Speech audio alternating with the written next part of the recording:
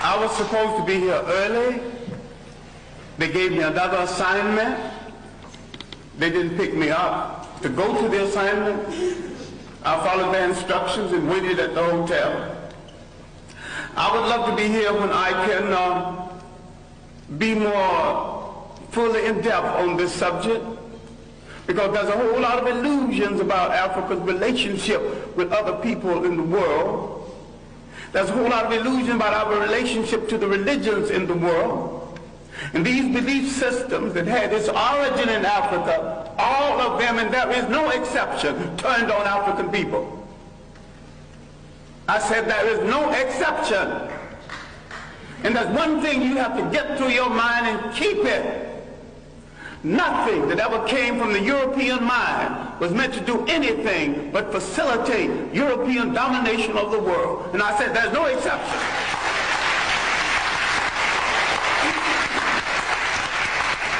Everything that was brought into this continent, everything, every idea, every so-called religion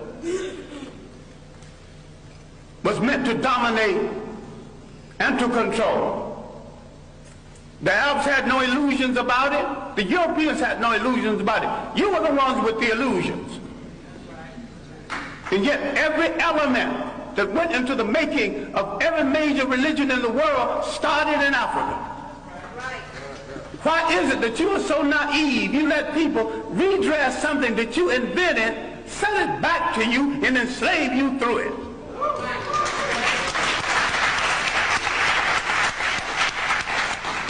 I'm saying that all organized present religions are male chauvinist murder cults. And I say there is no exception. Why I wanted to be here earlier, I wanted to deal with our relationship with the people of the world and the fact that we created peaceful nations that had no word for jail because no one had ever gone to one. No word for old people's home because no one ever threw away grandma and grandpa. No word for orphanages. We did all of this, and over half of human civilization was over before we knew that a European was in the world. Before he wore a shoe or lived in a house that had a window. Now, Africa has always and still is the prize for the whole world. We as a people have always been the world's richest people, culturally rich, mineral rich. We have always been the prize because we have always had and still have something that other people won't, think they can't do without, and don't care to pay for. Because we have always been the prize, we have been under siege for over 3,000 years. Nothing that ever brought into Africa from the outside was meant to do the Africans any good. That means all other religions. Islam was the handmaiden of Arab imperialism. Christianity was the handmaiden of European imperialism. The Hebrew faith was the handmaiden of a concept called the chosen people. Now, if God is kind and God is merciful and God has no stepchildren, he won't choose one over the other. And to say he chose some people, you're making him a bigot. And to say that he endorsed enslavement of one people over the other, you're making him an accessory to murder. The Arabs used Islam to rationalize their slavery and their imperialism. The Europeans used Christianity to rationalize their slavery and imperialism. Who are you kidding about friends in the world? Damn it, if you want a friend, look in the mirror.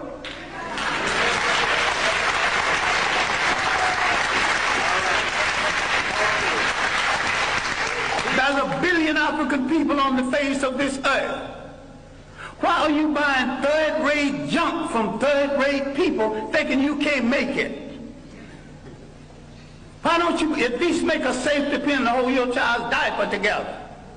Teach. Who has programmed your mind into thinking you can't make a car?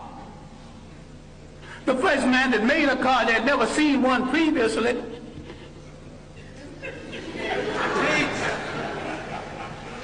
The Japanese bought cars, bought locomotives, broke them down and studied them, and had a Japanese technician produce each piece, put it together, and had a much better train than the one they copied from. All knowledge in the world belongs to everybody in the world. Yes. Who has programmed our mind in assuming that we cannot run a nation and run it well? The main thing imperialism did, slavery and imperialism, they removed African people from the respectful commentary of history. And they tell them something they are still telling them, and all of the organized religions are guilty of this. I favor none of it because Africa didn't need any of it.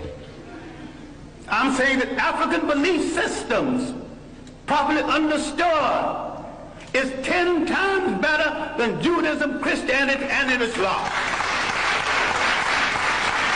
And better for the Africans. Now you might have some romance with one of these religions. I have no romance with any of them. I have a romance with reality and truth. And the chips can fall where they may after I tell it. As for friends, you have had no friends. When they discovered you, they began to prey on you. Now let's look at our relationship with Western Asia, mistakenly called the Middle East. For 3,000 years, our greatest enemies came from Western Asia. They were trying to avenge the fact that they were once African colonies. You read a book called When Egypt Ruled the East, and you get some of the basic information on this. Now, the first visitors to Africa came in the 1700s BC. These were the people who would later be called Hebrews. Now, black people are ticklish on this because black people think that everything in the Bible is true. I question the intelligence of anyone who thinks everything in the Bible is true or supposed to be true.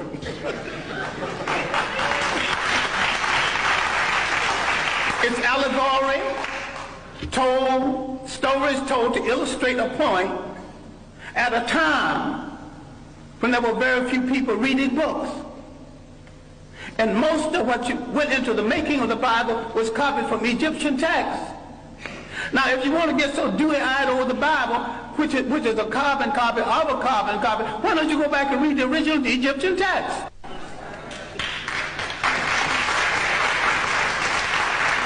Then you see where all these stories started from. You see where the story of the Exodus started from. Now, you get so dewy-eyed, you actually think there was an Exodus. These people walked into Africa. Why couldn't they walk out? Why did they have to go by sea? Nope. Why did they see at the park? If you read Egyptian literature, you will discover that the whole story of somebody parting the sea started with about 3,000 years before the Hebrew entrance. I should not use the word Hebrew entrance, but the entrance from Western Asia. Now let's get one thing straight, because black people are confused about all religions. Now I'm not against any religion. I'm a very spiritual human being. I just don't need a preacher to preach no 10 Commandments to me when he's a backslider going with some other man's wife. I'm intelligent enough to pick from the 10th commandment, not commandments anyway, but they were omissions of purity at the great school at Luxor, the great African training school. All right, now, let's get into this Western Asia. I'm saying that the people who came from Western Asia escaping famine did not have any Hebrew faith when they came into Africa. And there's no record of a Hebrew faith before this.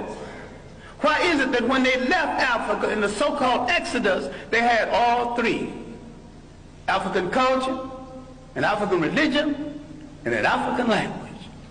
Now look at the origin of the so-called people you now refer to as Jews. And you're mistaken using that reference because the word Jew is of European origin. And the people in Europe who call themselves by their name have no relationship to the biblical people of the Hebrew faith.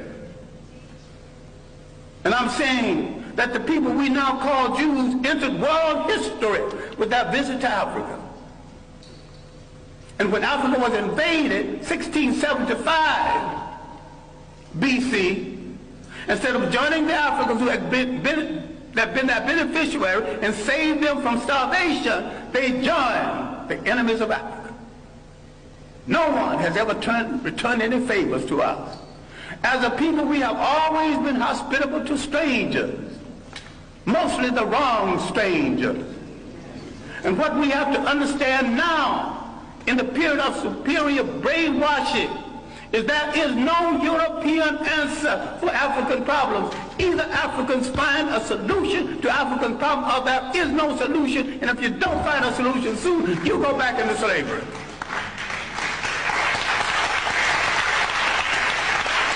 We have to stop all of this nonsense about who belongs to what religion when all of them were imposed on us in the first place. We stop all this fight between Muslims and Christians when neither one of the religions are doing them any good or moving them toward independence. All of them are handmaids of conquerors. All of them are religions of conquerors. We were naive when we accepted their interpretation of something that we had all along. I'm saying we need to take a good look at ourselves. I'm not talking about burning churches. I'm not talking about getting rid of religions. Understand me well. I am saying that every single thing that touches your life, religious, socially, and politically, must be an instrument of your liberation, or you must throw it into the ash can of history.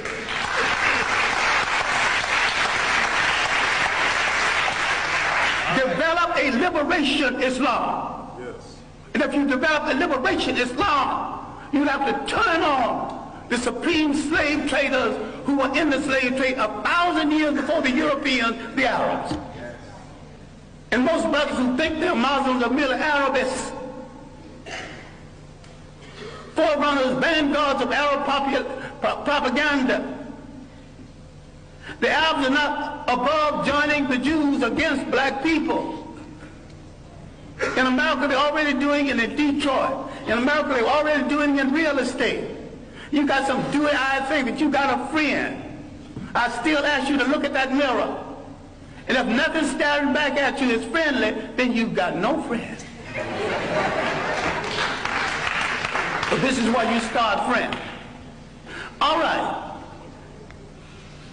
I'm saying something which you need to reconsider.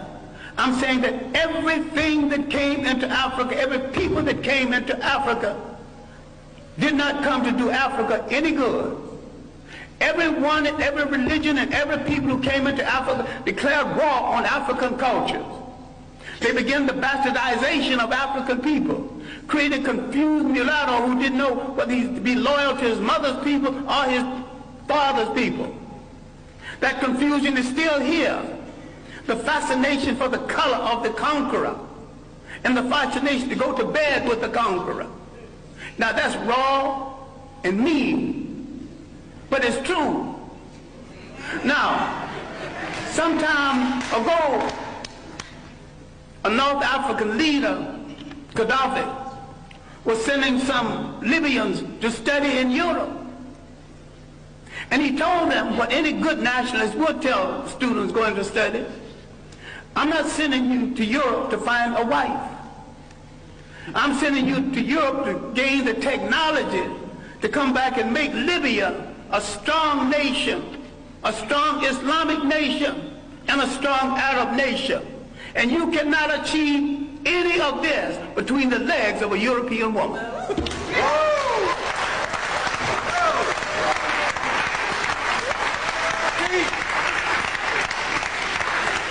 When is somebody going to get strong enough to tell Africans going to school, you're going to come back home and pair up with a sister. But if you want to pair up over there, stay over there.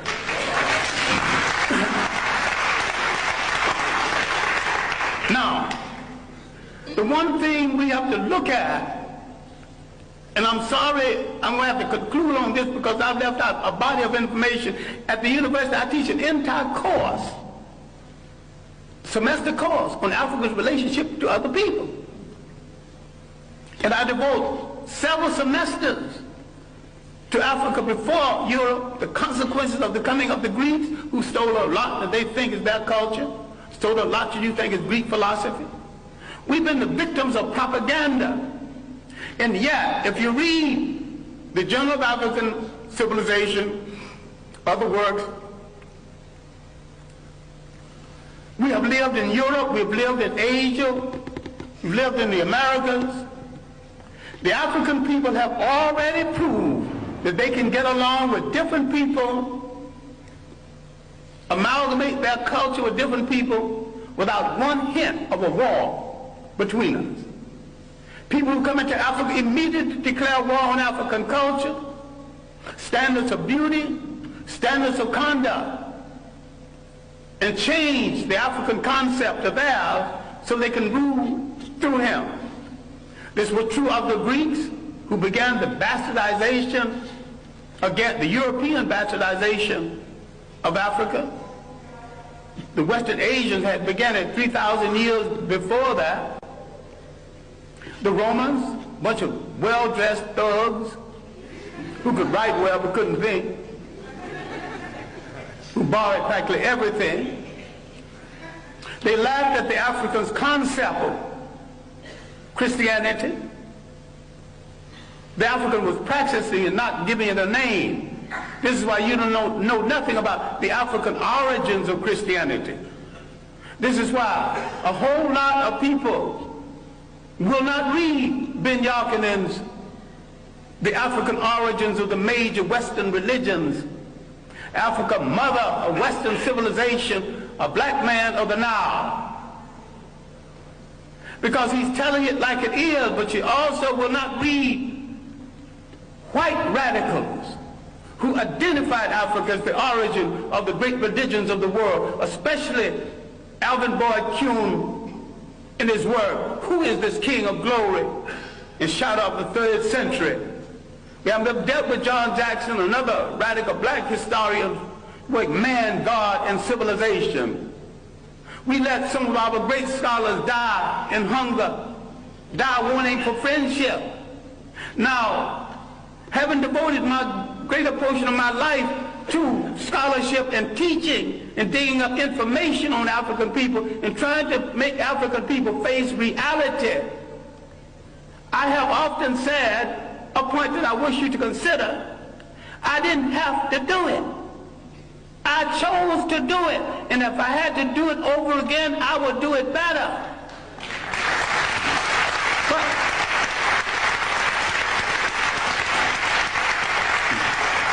I have a lot of talent other than the talent to teach and to research. I've never met a rich man who had a better mind than me. So if I wanted to succeed as a rich man, I could have done that.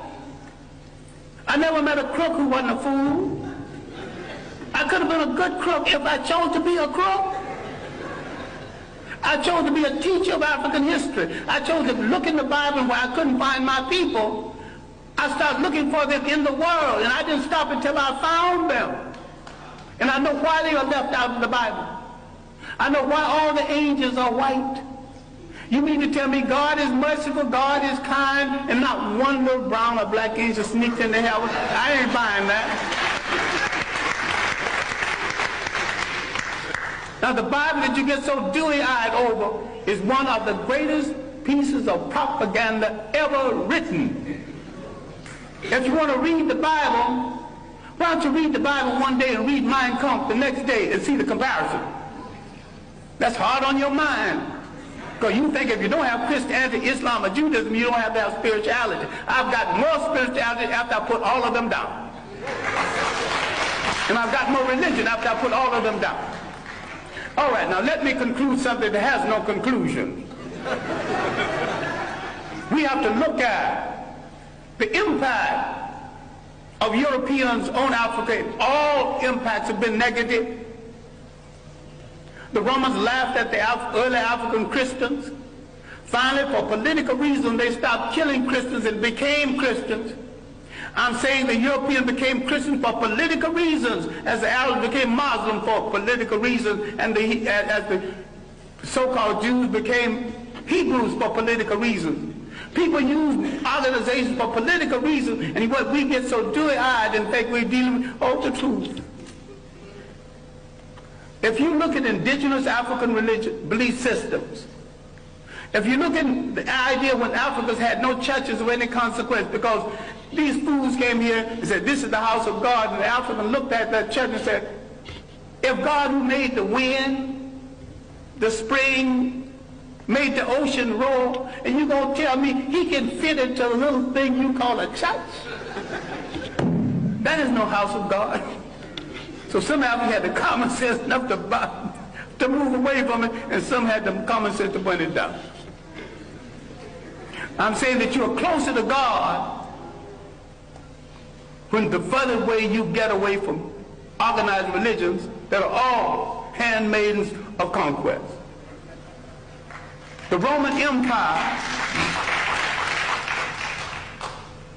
developed during the early period of Christianity. Remember, the Roman Empire started in Africa. It rose in Africa. It fell in Africa. A lot of people need to stop reading some religious books and read some straight history without fable, without supposition, without myth. Read straight history. Read the Mediterranean world in ancient times. She's a racist bigger, but her chronology is good. And there's a good history of the European trying to move out of Europe into the Mediterranean to find something to eat, to put on that gosh darn awful European food. He has solved his problems at the expense of other people. The slave trade liberated Europe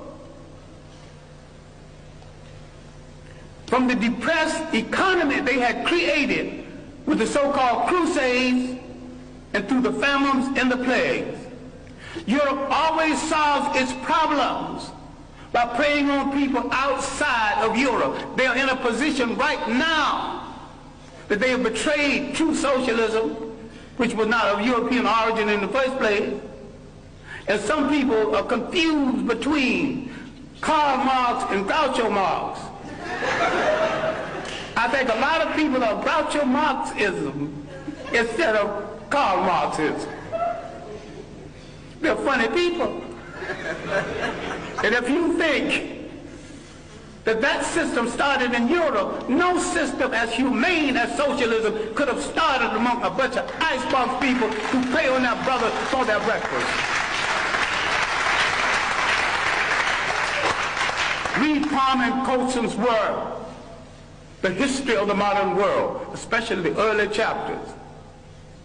Now, the evidence of Africans in the New World, the evidence of 1,000 years of civilization before slavery, all of this I'm not discussing because there is no time. But when the Romans disgraced themselves in the mismanagement of Christianity, they created a vacuum. Islam moved into that vacuum. The Africans thought that Islam would get the Romans off of their back. They were right. Islam got the Romans off of their back, and the Arabs jumped on their back, and they're still there, using Islam to justify it. Now, the African military man, because we are the greatest fighting machine in the face of the earth, if we ever discovered this, people are going to start running.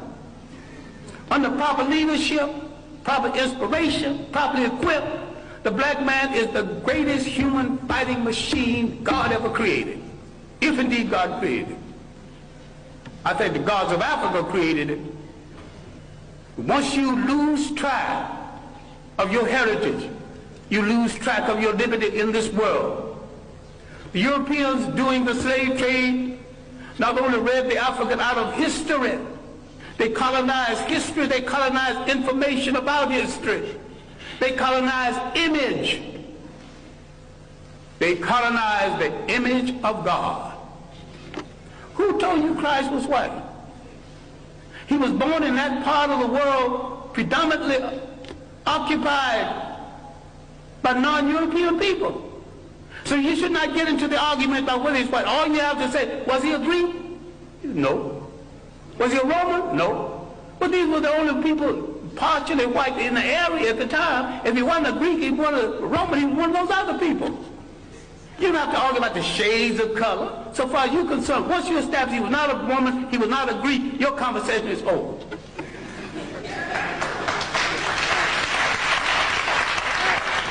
Now, if somebody else want to argue about his shade, well, that's their problem. Then if you got a problem with color, then you got a problem with your mother and your father. You have insulted your mother and your father if you don't like what they gave you. I wear mine like a badge of honor. I dig it. I wear it well. All right. Love it.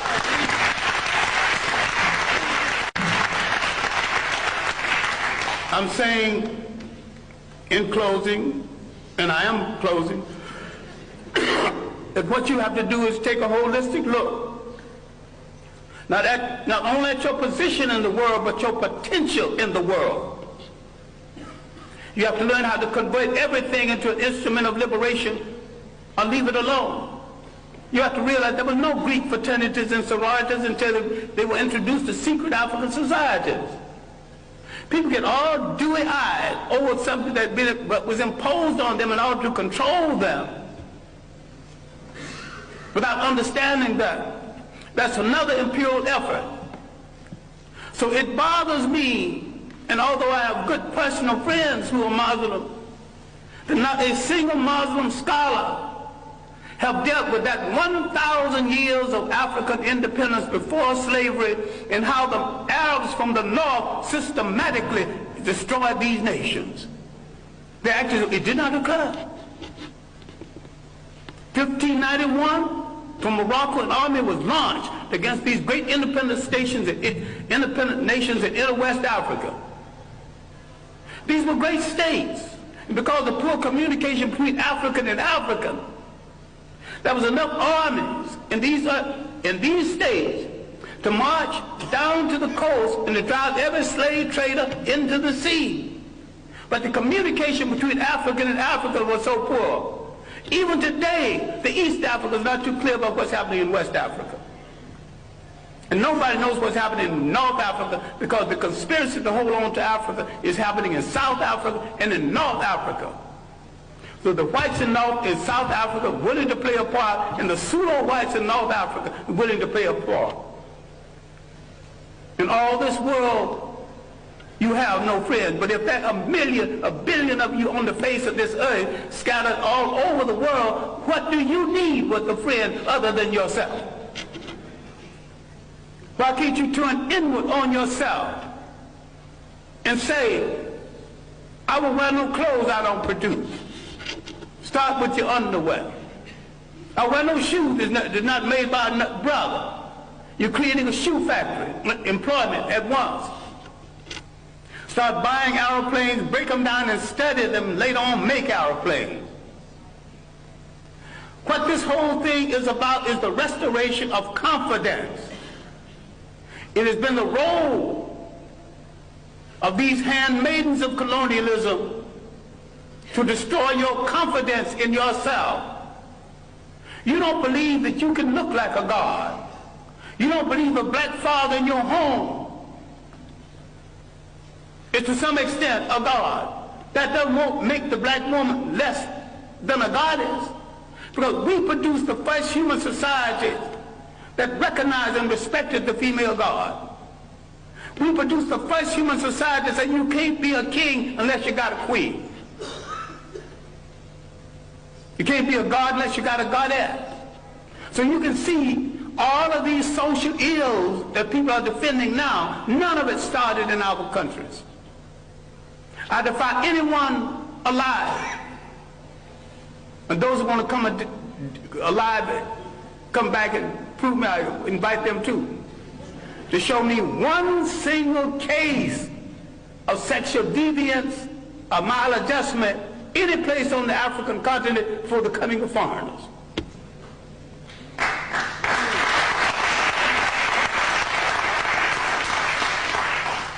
I defy you to show me one case of teenage pregnancy, one case of ill treatment of women.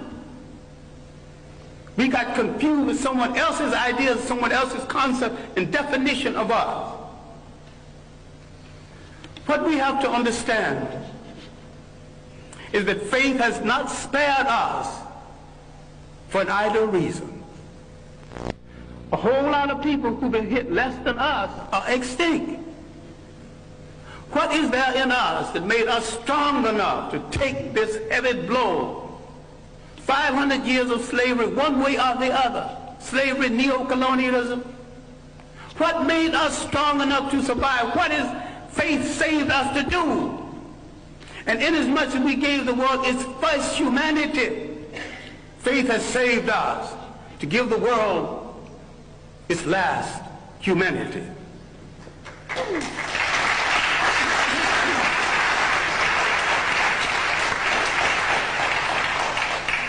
What we have to do is to believe it, to believe that we are worthy of it, and to believe that we are capable of it. What black studies should be about, what black religion should be about, is the restoration of the confidence.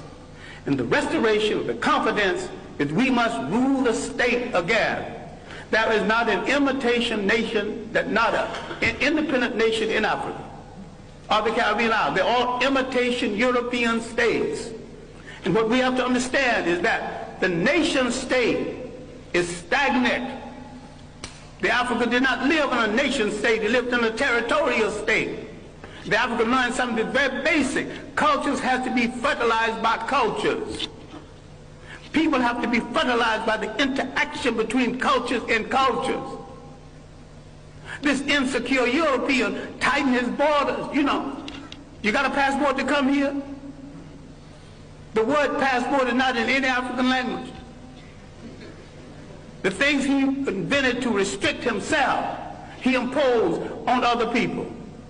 Once we gain confidence in ourselves, and once we look at that person staring back at us from that mirror and like what we see, and don't move from that mirror until you like what you see.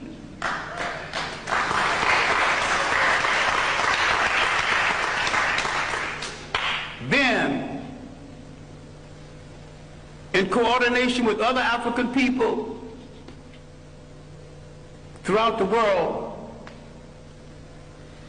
we will give the world a new lease on life. We will turn to all of our people and not one part of them, because we came from a matrilineal society that respected women to the point the lineage came down to the female side. We must answer the call of the great African-American poet, Margaret Walker, who said, "Let the dirges end, let a new peace begin. Let us write a new covenant for the freedom of ourselves in the world." African men throughout the world need to step forward and answer Sister Margaret and say, "Sister Margaret, we have heard your call, and because we have never been a society that excluded women, with our women at our side, we are ready to pick up the challenge. We are ready to start a revolution that will change the world. We won't get ready tomorrow because tomorrow's things are left to tomorrow. We will start our revolution right now, and we will start it with ourselves." Thank you.